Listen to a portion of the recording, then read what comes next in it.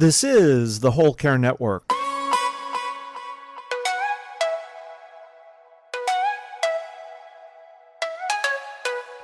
Helping you tell your story one podcast at a time.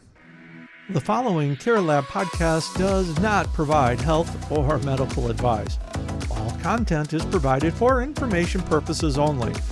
Listeners are encouraged to speak with their healthcare provider for specific healthcare advice and are wholly responsible for the outcome of implementing any tips or information presented.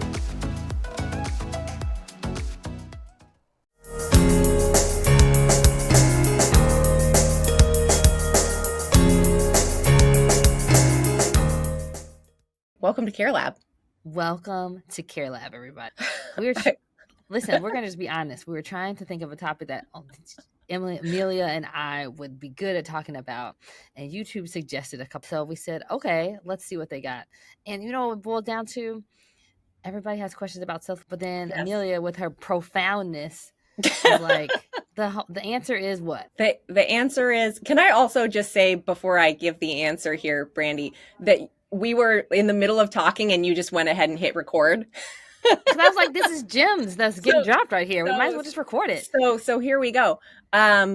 Listen, the answers to how do you take care of yourself are basically always going to be the same, right? They might not be exactly the same for every person, but they all fall into these general, I would say, like 3 to 4 categories, which is like take care of your body. So, exercise, sleep well, get enough sleep, and feed your body good things. Eat good, healthy food, exercise, take care of your body, and get enough rest. And I know those are the most boring answers in the world, which is why no one wants them and why no one is satisfied with them. And also why they're really frustrating answers though, right? Because it's like, we know that that's the truth. We know that's the case, but it's not the answer we want because it's not that easy to do.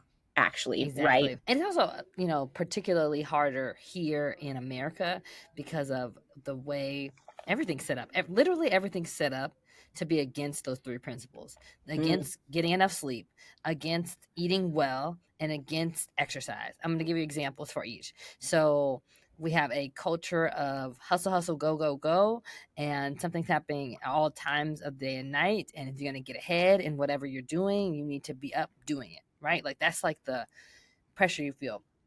I used to live in Washington from Kansas. These are 2 different speeds of life. And when we moved to DC, it's a great place and I loved it. But a very acceptable answer for why you couldn't come or you were late to come is and people say that at 6 a.m. and they say it at 9 and 10 o'clock at night and nobody flinches. Oh, you're working. It's fine. It's a culture of hustle and grind work. Lots of young people there doing political stuff and big things, but like the culture says, keep working. The food and it's not just okay. Like it's the expectation that you should be on all the time. All the time, yeah. And so plenty of other cities feel that way. And just overall, because I've traveled lots of places, America has that sense of hustle and grind in ways that some other places don't have it as innately in their culture. Don't you think devil's advocate a little bit here, like part of that hustle and grind being a part of our culture, like it's so foundational to America and it's like foundational, I think, to the success of America in a lot of ways too, right? Like we have this innate hustle and grind. But I do think that there are fewer boundaries on that now, even than there were in the past. Like, I think that there still used to be some sense of quitting time and like a boundary and space between the hustle and grind and stopping and relaxing. And now it's just on all the time. I think that even in our like quote unquote, like leisure activities, they're so stimulating. If you are like, if you're on social media all the time, if you're on Instagram all the time, TikTok all the time, like if you're like on YouTube all the time, you're just sitting there and it's all meant to be like hyper stimulating, right? To keep you engaged in doing that thing, right? And that all relates to technology because like a lot of people's work can be done anywhere. We are hosting a podcast and we don't live in the same city. Right. We literally have never met in person. That's so crazy. So like the connectedness, like every strength is usually your biggest strength is usually also your biggest weakness, right? And so that's true for you as individuals, for business, for a country, for a society. And so yeah, the reason the American dream exists is partly because of this culture of work, which is against the idea of getting enough sleep. So that's not the other thing you said was making sure you feed your body well and you put good stuff in it. That's a challenge here because Really big challenge. even when you do try, the stuff we get is not nutritious as it used to be. And it's like even the produce, like you kind of need to get it from a farmer's market and from the people who actually grew it to be sure that you have the best quality that you can get in your body. And that's going a long ways, right? And people might not have access to that for many. So if you just need to eat and you've been working all day, then you stop somewhere to eat something. Basically, all of it is bad. So it's like you have very few good options. And I'm not advocating that we should go to McDonald's, but McDonald's don't even sell salads anymore. Like you didn't even got a choice to be like, I'm gonna eat some vegetables there. No iceberg lettuce even. Not even the iceberg lettuce that is zero of everything. Yes. So it's just you have to be super intentional. And even when you are trying, I've worked that were put on a low sodium for various reasons, right? And they're like trying, and they're like eating more vegetables. You can't eat and you can't. You're like, what? Well, this is beans. This is tomatoes. This is corn. I usually can green beans. I'm like, it's full of sodium. They're like, I didn't add any salt to it. I used Mrs. Dash to season it. I was like, I know you did the right thing, but how it got to you was wrong. You need to use frozen, or you got to use fresh because they already put a lot of sodium in it. And that's like the hidden stuff that if you don't pay attention or you haven't been educated, don't even know, and you're inputting a bunch of stuff into your body that is bad for you, even if you're trying to do good. Yeah, I think that eating healthy in particular is really so challenging for all of the reasons that you just said. I mean, when you are trying to eat and you're already tired and exhausted and you don't have time to like prepare a healthy meal, or you don't have access to those fresh foods, which is a huge problem in lots of parts of this country. Like if you don't know what a food desert is, Google it, check it out. They really, really exist, and they seriously impact people's health and well-being and quality of life. And we have a lot of them in this country. So people's just ability to even access those like fresh and healthy foods that they need is a really big problem. And of course, it's more expensive to buy food now than it has been in a long time. And any food at all. Yeah. So that impacts the choices that people are able to make well. And I think that we're talking about all of this from like a general perspective, but if you add on the layer of also being a caregiver who is having to provide a significant amount of either supervision or hands-on care for someone to keep them safe and healthy and well, then all of these difficulties are multiplied, 100-fold. Exactly. And so it just makes it harder. So, and then the third thing that you said, I think it makes all the sense, is that we need to move our bodies more. You need you need your heart rate to go up, and everything in our lives in America is set up to not. So drive, pretty much cities are not even set up for walk. Literally my street doesn't have a sidewalk. Like they're not, when they planned that neighborhood, they weren't thinking about you walking your dog. They were thinking about you driving to and from work, and didn't provide a safe place for you to walk it. And we can do so much work from computers and from staying in one place, and we're sitting down all the time, that there's just like not a level of activity built. Which is why you got to go work out, but in a different time frame, in different countries, in different settings.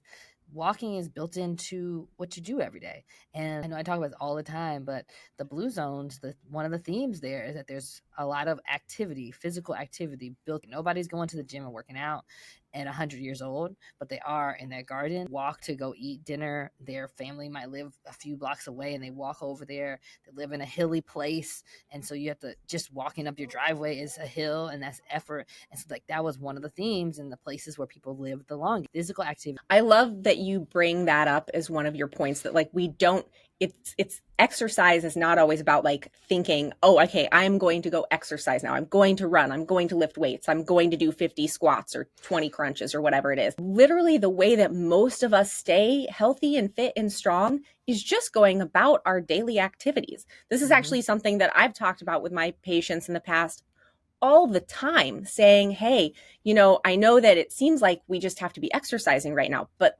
really what it comes down to is we just need to be moving our bodies. And the way most of us keep our bodies moving is just by doing our regular daily activities. And so those things can be built into your day.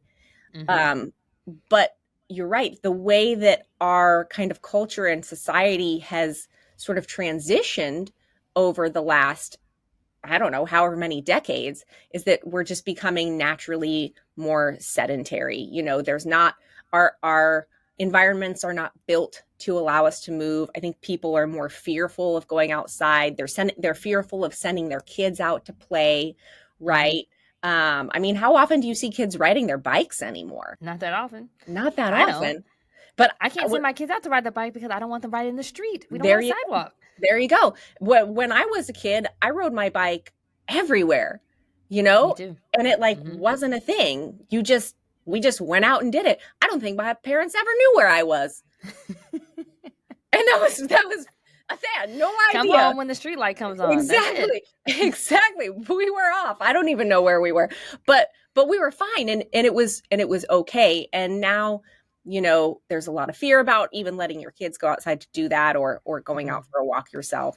And our leisure activities have become, I think, more sedentary too. It's, and listen, I have no problem with Netflix and chill. I like to Netflix and chill. But if all you're doing is Netflix and chilling, playing on video games, messing around on YouTube, scrolling through your social media, that's a lot of overstimulation for your brain and understimulation for your body. And, that doesn't make for happy campers. And I know it can sound like, I don't know, doctory or foggy or, I don't know, just like stuffy, like, okay, there's only those three things. But we've railed about why those things are hard to do, but they really do tie to your health. Yeah. Like literally your blood sugar and your blood pressure are tied to how much you weigh plus how much you move your body. Move your body more than your cells, and they do what they're supposed to do. Your body was made for, we don't have motion, we get all kinds in our legs, wound, more infection, difficulty breathing, and all that leads to those chronic illnesses, the big ones that you hear about. But it starts with little stuff because you're not moving your body. And so I guess we talked about how hard it is. Hey there, it's Emilia. Listen, I am so thrilled to have a great resource like Ask Sammy as part of the Care Lab team, and here's why. It's a game changer for aging in place because it makes it so simple. All you do is ask.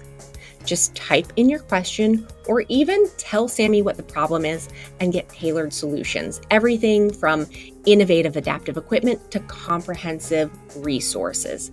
It's a great way to become more empowered, to live more independently, and to live with greater confidence. And my favorite thing about how Ask Sammy works is it's deeply rooted in dignity and practicality. So whether you're a fellow therapist, a care partner, or someone who's seeking solutions for themselves, visit www.asksammy.com. We're going to link it in the show notes so you can find it there. Start making home more accessible today. Now, back to the show. But I think there are also probably some easy ways to prove all three of those things in most situations if you're intentional about it. Do you got any ideas? I do. And I'm actually going to throw in the other two things that I think are really, really important for health and well-being. And there's a bunch of research to back up all of this stuff, but I want to add in the last two things that I think people will also relate to here. One is meaningful activity, right? Doing things that you truly enjoy doing. That could be a work activity if you love your work, but it could also be something that you're doing for leisure. But it, in general, does not involve sitting around and just watching. It involves some kind of actual participation in doing whatever feeds you, but meaningful activity. And the second thing. Wait, don't go to the second thing. Oh, okay. I don't even think when I hear that, I can easily say, well, isn't that the same thing as moving your body? But that's not what you're saying. That's not what I'm saying. Something that your heart and mind are engaged in, that are a reason for getting up in the morning. Yeah. Right? Like a lot of our reasons for getting up in the morning is I need to work. If you don't need to work anymore, big thing what happens when you retire, if that was your only sense of purpose, then we don't do as much, more depressed. And so what you're saying about meaningful activity is not just moving your body. That's two separate things. It's something that you can get up in the Exactly. And so that does tie into the second thing that I was going to say here too, which is social interaction. It is so important to interact with other people as part of a community. And so how do these two things go together? Well, a lot of times the things that we enjoy, that we find meaningful, that kind of feed us, we can meet other people who also enjoy those same things, right? And that's like this crazy giant double dose of goodness basically for you if you're doing something you enjoy doing with other people. I mean, that is a huge way that we can support our health and wellness. Some people are going to say, well, I'm an introvert and I don't like to hang out. And I'm going to say that's crap, because it is. Everything in our lives is, you want to pull on a thread that goes, it's interpersonal interactions. Now, some people like that more than others. Some people need more, but everybody. I was just talking to the founder of the Golden Life Women who are 55 plus and single, and particular so left out, alone, and without having a partner or somebody around them. There was no other sense of community because they didn't have an engagement with anybody else. So they created and just by putting people together, not even physically, but virtually, and giving the opportunity, it improved people's quality of life. And like, that's just one example, but really dig to the bottom of a whole bunch about not having enough. We are so, as a rule, we're social creatures. I might need a lot. Like, I'm an extrovert. I get my energy from being around people and engaging and doing that stuff. That's awesome. Some people who are introverts don't get your energy from being around big groups of people, but that doesn't mean you don't need, it might just be one-on-one. It might just be at smaller amounts, but you need something. And everything in our society is kind of set up to like make it so you don't feel like you have to connect, right? Because we just don't have as many random occasions. You know, that's the reason we have online dating, right? Is because like people had a hard time meeting people in real life, and quote, create another way to connect with people because we're having a hard time connecting. And so that's like, it also. Okay, so we should, because we've spent a lot of time talking about how very important these things are, and the fact that there's kind of not a way around it. Everyone, you need it. Everybody needs it. You have to take care of your body. You have to get enough sleep. You have to eat good food. You need to do things that you love, and you need to have social interaction, right? That's a lot of needing and shoulding. And I'm sorry, because no one, and this is from Elizabeth Miller, I should give her credit. No one wants to be should on. I get that. No one does. But the facts remain that these are the things that we really have to do to take care of ourselves. These are the things, if you want to know what self-care really works, this is the basis of any self-care that's actually really going to work. So what are some small things that we can do? Because we don't have to go from sitting on the couch to running a marathon in one day, right? We take baby steps. What are some small things that you can do, little baby steps, to help go in the right direction for some of these things? Yeah. Let's start with food. Because we do that the most often, right? We're going to do that. Got to eat all the time. I mean, super small changes. Okay, there are some small, try your best in as many opportunities as you have. Looks like as close, right? Great. Not fried, but maybe baked. I'm not telling you to change everything, become vegan. I'm just saying, try to consider close to how they got to, before they got to. There's also, and obviously this totally depends on what's available to you in your local area, but in a lot of places there are like shared kind of like farm to table delivery services that can be really inexpensive. So for example, like you can sign up for delivery services from like a local farmer's market, or even like, you know, a local farmer, if that might be near you, or just kind of go online and see what sort of like vegetable or produce delivery services are available. And what'll happen is often they'll like bring you a big old box of just random fruits and vegetables. Okay. Just like some random produce people. And a lot of times it'll be more than you can actually eat. So what you can do is you can get together with friends or neighbors, or see, there's opportunities for social interaction here. Connections, people. And you can basically like get these boxes, and then you can share them between people so that everyone has the opportunity to have, some like fresh, really healthy produce. You get introduced to some new things you may not have been aware of. So you can like start thinking a little bit more creatively, trying something new in the kitchen, cooking. And you can do it at a relatively low cost a lot of times, especially if you're like splitting the cost between people. So again, the service often depends really locally on where you are. You might have to do a little bit of Googling and legwork, or ask around the neighborhood, or go to your local farmers market and ask about it if you have that available to you. But it can be worth it because it can be an easy and cheap way to get some extra yummy veggies and produce in your diet. And then also, like I said, it's an excuse to actually meet people and talk with your neighbors or friends, or have a nice chat. And one other thing that a lot of people don't know is that if you're on an app, a lot of farmers snap dollars and double. So like, oh wow, I didn't know that. We have in Kansas City we have City Market, and if you take your snap dollars to City Market, instead of getting something for $1, you can get it. What I would pay $2 for, you can pay $1 for of your snap. It's very worth it. And then the other thing that's really awesome about farmers sometimes, or places that sell, sometimes the stuff is getting ready to go bad. They're not going to be able to sell it in a day or two, and they mark it down to $1 for a whole bunch of stuff. You save money that way, access that. It does make your palate be a little bit more open because you're working with whatever's available and not just getting the same things every time. But that's not bad. There's so much on YouTube that will tell you about everything. I literally have an acorn squash. I have no idea what to do with this, but I'm going to figure that out. I'm a really big fan for like time management when it comes to eating healthy food. I'm a really big fan of like prepping food beforehand when I do have the time. So if I have a little bit extra time on a Saturday or Sunday, trying to do a bunch of food prep for the week, or even for like 2 weeks, just kind of depends on what it is. And I'll prep everything and then throw some of it in the freezer, maybe throw some of it in the fridge. But that way I have stuff that's already prepared and healthy that I can eat off of, and that I can feed my family, and it's not going to take me forever to do it. And also, honestly, it just makes it so much less stressful. This is actually, it's nice to be healthy, but honestly, this is the real reason I do it.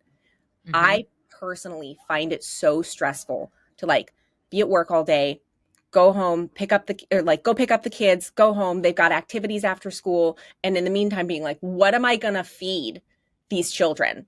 And like, what am I going to feed me? And when my husband gets home, like, what are we all going to eat? Because let's be honest, it really makes a difference in your evening, whether or not there's food available. And so just having those things prepped and just saying, okay, I can just grab this. I can just grab that. And I don't have to think about it at all. It makes my day and my evening so much less stressful to do that preparation. Yeah.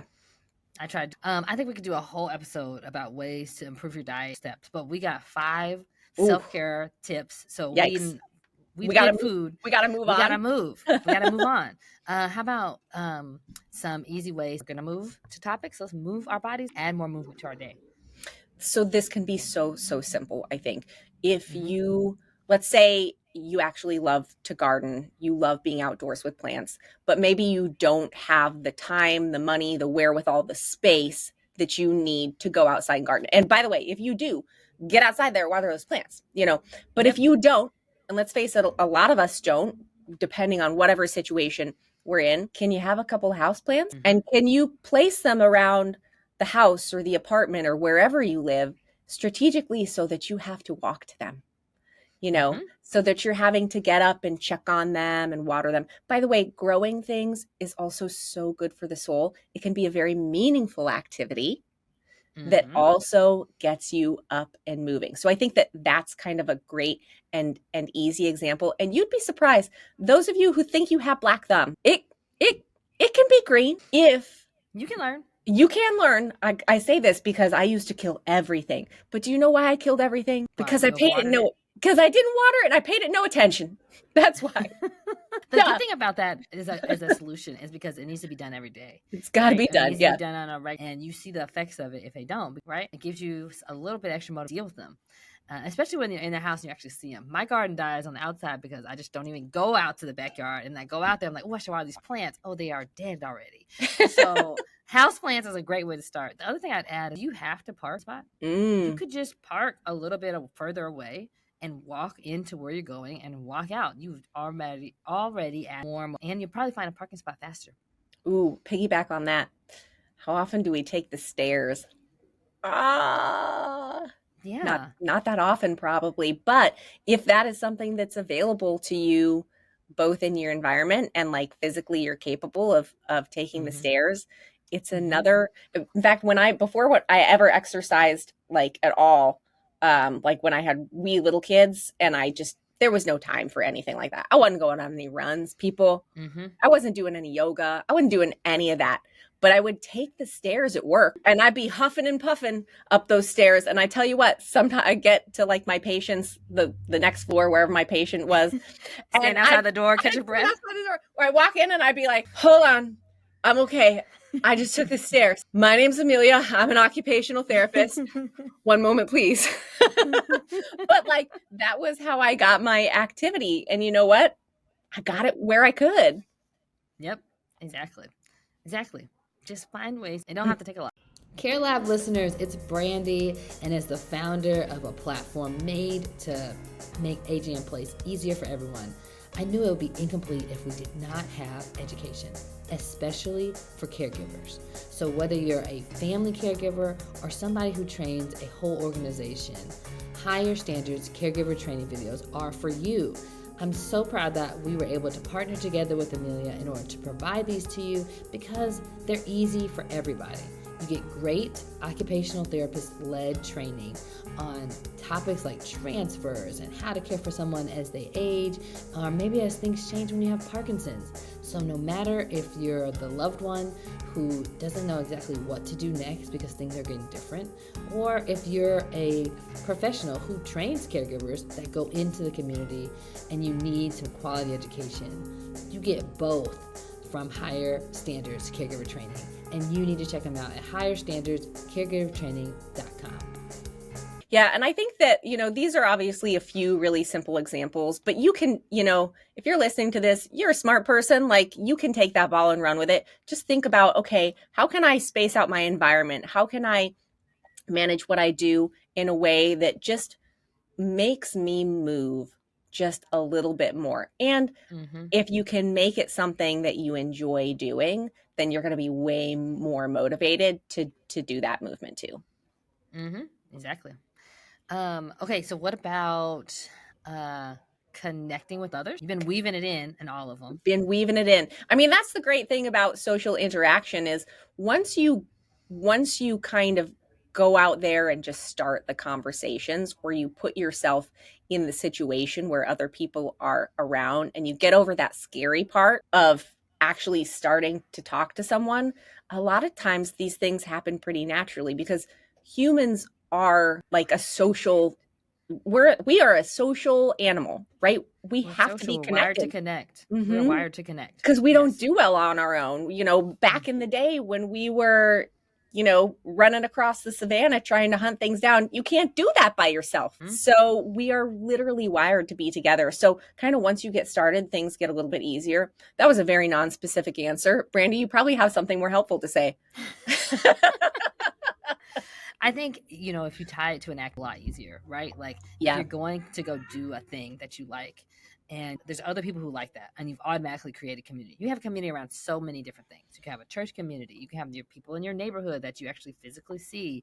You can have a virtual soul like to read from this particular author. Like it actually to your brain and it doesn't really matter as long as you have some level of connection, whether it's in person or not. And so that's one of the big, I know we've railed kind of on screen time, social media, and virtual stuff, but this is actually one of the big benefits of the internet. Even if you have the most niche interests that like only 5 people in the world like, you can find those 5 people online. Yeah, and that is really cool. What I would say, and I'm going to say something kind of controversial here. Okay, here we go. So please forgive me. for anyone whose opinion may differ. There are so many support groups for caregivers online, and that's a really right. This is a wonderful thing that there are places where people can find each other. They can share their shared experiences. They can talk to people who really kind of get where they're coming from. But here's what I'm about to say that would be controversial, perhaps. Maybe don't only spend your time in those support groups. Like, and here's the reason why. It's so important when you are a caregiver to have something that is outside of that is just for you. Yeah. And support groups, as absolutely vital and important as they are, ultimately are centered around that caregiving experience, right? So it lets you to process those things, but it also keeps you in that space. You have to have something that allows you to not be in that space in your head for a little while. So maybe in addition to the support group online, maybe you join a virtual book club. And in that book club, you don't talk about being a caregiver. Maybe no one even knows you're a caregiver.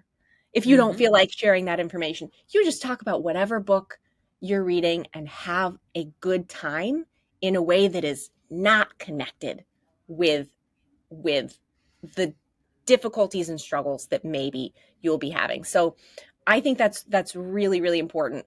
Like, we can't just go down the same rabbit hole over and over again. There has to be some level of separation. And I think that's important for both social interaction and thinking about, I don't want to, if you just are talking about the things that are frustrating you over and over and over again all day, you think you're going to feel less frustrated? Probably not. No. Probably not.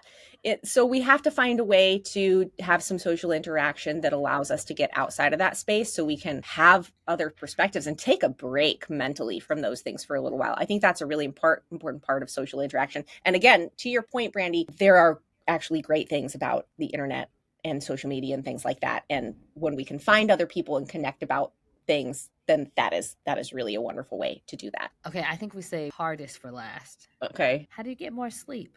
That is so hard. Okay, we could actually take a whole episode on this. And if you would like us, we probably should. If that's something that you would like, then let us know in the comments, because we probably should, because sleep is so absolutely vital. And there are lots of parts of it that we can dig into. I'll say a couple things here, and I think this is particularly important for caregivers, is to protect your sleep by having really firm boundaries about what does and doesn't need to happen actually at night. You know, obviously there are some things that you have to wake up for that are required, but maybe sometimes I say this like from experience that I've had before, maybe sometimes the things that someone wants to happen at night, they don't necessarily have to happen at night, right? I Can don't you give an example maybe of, like, when you say happen at night, you mean like something's happening overnight, or you mean like the routine to going to bed is to unite yourself? Oh, I think both of those things. And actually, like, I would recommend listening back to the episode that we had with Consuela Marshall to hear her story about her. Yeah, she's talked about that so well. So I definitely would recommend listening back to Consuela's episode.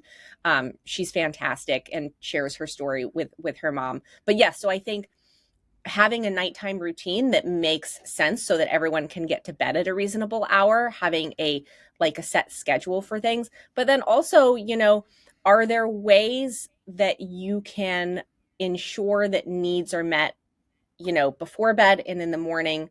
Or are there ways that you can help people to, you know, be more self-sufficient at night? And again, I realize this is an individual situation. Take it with a grain of salt. Like, listen, I'm a person talking to you from the outer space of the internet world. I don't know your personal situation or what's going on. So you do what you need to do at nighttime to keep someone safe, obviously. But if there's a need that can be met before bedtime or in the morning and it really doesn't need to be met overnight, it's more a matter of like you checking on someone because you feel the need to, or them wanting to be checked on. But like, I am pot calling the kettle black here. My kids didn't sleep for the first year. Why? Probably mostly because of me, honestly, because I could not go in and check on them all And the then they woke time. up. Yeah, and they woke up. It was like this was a me problem, not a my kids problem. So, I'm talking to myself here.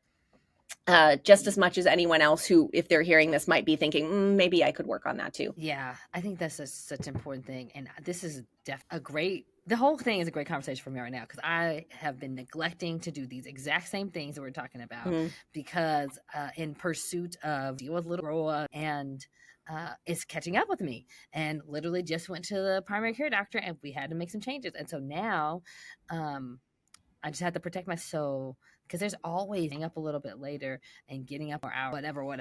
Yeah. There's always a whatever, but there's not always a time where you can pull the clock back on having, like, we know that when you sleep, your brain clears out the plaque. And when those don't get cleared out up over the decades of your life, you're not going to see this happen immediately, but over the decades of your life, then that is what, and once you've been diagnosed or it's happened, there are maybe a few things you could do to make it a little bit better. But the biggest thing you could have done in the past. So I don't know if that feels like a strong push, but I hope it does. Very bad at planning as humans. We talk about humans being in need for connection. That's great. We do. But we also don't plan for the future well. And if there's no direct consequences, which there's not always direct consequences for not sleeping now, there are definitely health that come later down the road. And so while you told us how well you sleep. And so if you have a hard time falling, try to cut off your screen time an hour before bedtime. If you go to the bathroom a lot at night, try cut down not how much water, how late, and don't drink any fluids an hour or 2 hours. Gotten out, or you go to sleep and you don't have to wake up. I mean, these are just all ideas and it's very independent body goes through about and to try. And think about the temp change that and allow you warm. Can do some care partner so that you can not feel like you need to get up and check on them. And that could be put a baby monitor. You have the ability to see them without actually going to check on them. Or it could be put a bed alarm or a floor mat, hear it when somebody actually gets out of bed and you're not worried about are they getting out of bed or not getting out of bed, so that you have some peace of mind so that you can actually, even if you lay in that room for 10 hours, if you didn't sleep and your body still needs it. Yeah. I think, when I'm like addressing sleep with someone from a therapy perspective, we start by talking about, essentially what you're getting to here, which is like some sleep hygiene, right? Which sleep hygiene is our fancy way of saying, do you have a normal sleep routine? You do things the same way every night before bed to let your body know that it's time to go to sleep. We want to do things like, as you said, limit screen time. If you cannot watch TV or not have a TV in your room, that can be very helpful to boost your sleep quality and make it easier to fall asleep. Think about what you're putting into your body. When I became really, really protective of my sleep over the last few years because I could feel that it was having a significant impact on me. So, as you know, Brandy, I cut caffeine out of my diet. And as much as I miss that, gosh, do I sleep so much better now. So we want to be mindful of, again, the things we're putting into our body, how stimulated we are at night, being protective of our sleep and setting clear boundaries, having a regular bedtime. And of course, if you're a caregiver and you do have someone that sometimes needs assistance at night, as you said, Brandy, having, different monitors, different alarms, and can you get someone to come in and help you out every now and again so that you can really get a solid quality night's sleep, because there's no substitute for it. And it is one of the most impactful things on our overall health. So we threw a whole ton at y'all. Oh, yeah. And hopefully that is, hopefully there's some nuggets that you can pull from that. I feel like sometimes when I listen impactful or give me a line of, this is great, but how am I going to actually put it into my life? Don't feel like you got to action today. That's overwhelming for anybody. Pick a thing, pick the easiest thing you can change today and do it. And then once you're successful at that, because you will be, you can add another podcast. You can come back and pull out a new nugget and try that. Brandy, so this is what happens when Brandy and I just start talking without a plan. Listen, I feel like that was pretty well organized. I'm kind of impressed by us, because this actually is what happens when we start talking without a plan, because this is why we work together, though, because, we're on the same track here. Exactly.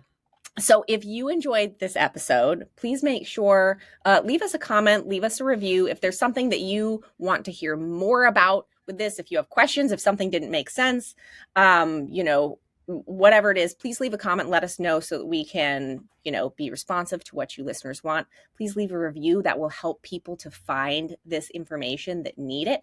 And of course, like and subscribe. And if you want some help with figuring out how to change any one of these 5 things, listen, this is what OTs do. And so we talked in generalities today, but we can talk specifically. So leave us a comment about as much information as you want to leave, and we'll try to give you some specifics. All right. And we'll see you next time right here on Care Lab.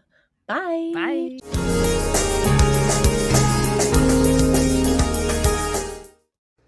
This is the Whole Care Network.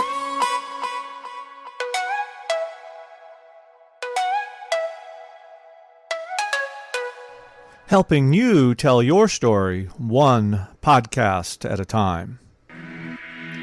Content presented in the following podcast is for information purposes only. Views and opinions expressed in this podcast are solely those of the host and guest and may not represent the views and opinions of the Whole Care Network. Always consult with your physician for any medical advice, and always consult with your attorney for any legal advice. And thank you for listening to the Whole Care Network.